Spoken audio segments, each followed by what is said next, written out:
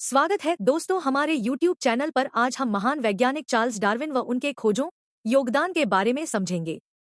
तो इस वीडियो को कृपया अंत तक देखें। क्या आप जानते हैं कि मनुष्य का विकास कैसे हुआ?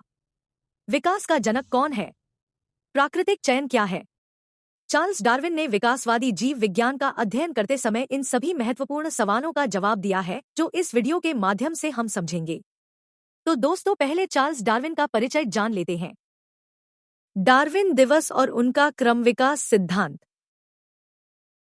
डार्विन दिवस 12 फरवरी 1809 को चार्ल्स डार्विन के जन्मदिन के उपलक्ष्य में मनाया जाता है। इस दिन का उपयोग विज्ञान में डार्विन के योगदान को उजागर करने और सामान्य रूप से विज्ञान को बढ़ावा देने के लिए किया जाता है। प्राकृतिक चयन द्वारा क्रम विकास का सिद्धांत 19वीं शताब्दी में चार्ल्स डार्विन दिया था, जो बताता है कि विकास प्राकृतिक चयन की प्रक्रिया से होता है। शारीरिक विशेषताओं में भिन्नता प्रजातियों में व्यक्तियों द्वारा प्रदर्शित की जाती है। उनका सिद्धांत है कि सभी जीवन एक सामान्य पूर्वज से विकसित हुए हैं। वह समय के साथ जीवन बदलता है, जिसने बदलाव को अपनाया वही जीवित रहता है। यह इस विचार पर आधारित है कि सभी जीवित चीजें मूल प्रजातियों की एक छोटी संख्या से उत्पन्न हुई हैं। महत्वपूर्ण अवधारणाएं।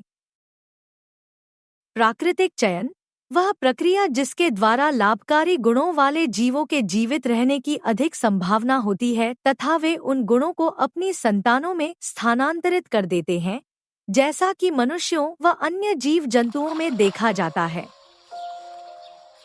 चार्ल्स डार्विन और प्राकृतिक चयन का सिद्धांत।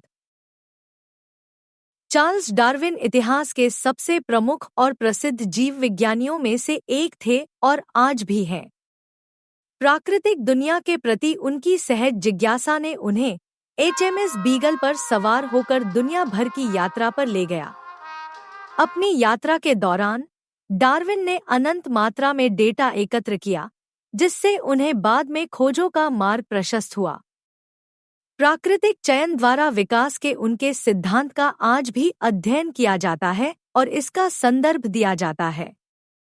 डार्विन की पुस्तक द ओरिजिन ऑफ स्पीशीज अब तक की उनकी सबसे प्रसिद्ध पुस्तक है, क्योंकि इसमें उन्होंने प्राकृतिक चयन के माध्यम से विकास के अपने सिद्धांत को प्रस्तुत किया है। प्राकृतिक चयन द्वारा विकास का सिद्धांत इस बात को संदर्भित करता है कि समय के साथ साथ पर्यावरण कैसे बदलता है, विभिन्न लक्षण लाभकारी होंगे और सबसे योग्य लोगों से भविष्य की पीढ़ियों तक पारित किए जाएंगे।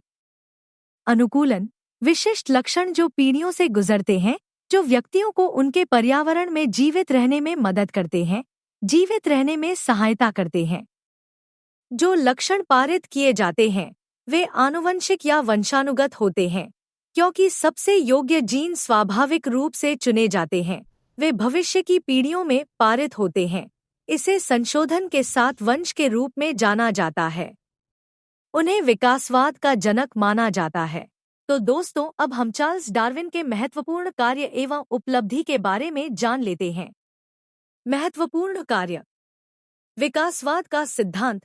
डार्विन का सबसे महत्वपूर्ण योगदान विकासवाद का सिद्धांत था। उन्होंने प्रस्तावित किया कि सभी जीव एक समान पूर्वज से विकसित हुए हैं और प्राकृतिक चयन की प्रक्रिया के माध्यम से समय के साथ बदलते हैं। प्राकृतिक चयन। डार्विन ने प्राकृतिक चयन की प्रक्रिया को समझाया, जिसमें जीवों के वे लक्षण जो उन्हें जीवित रहने और प्रजनन करने में मदद करते हैं, अगली पीढ़ी में अधिक प्रचलित हो जाते हैं। On the origin of species. Darwin की सबसे प्रसिद्ध पुस्तक on the origin of species 1859 थी, जिसमें उन्होंने विकासवाद के सिद्धांत और प्राकृतिक चयन की प्रक्रिया को विस्तार से समझाया। The descent of man.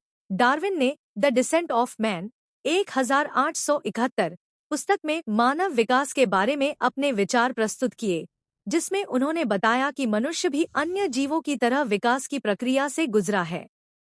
The expression of emotions in man and animals.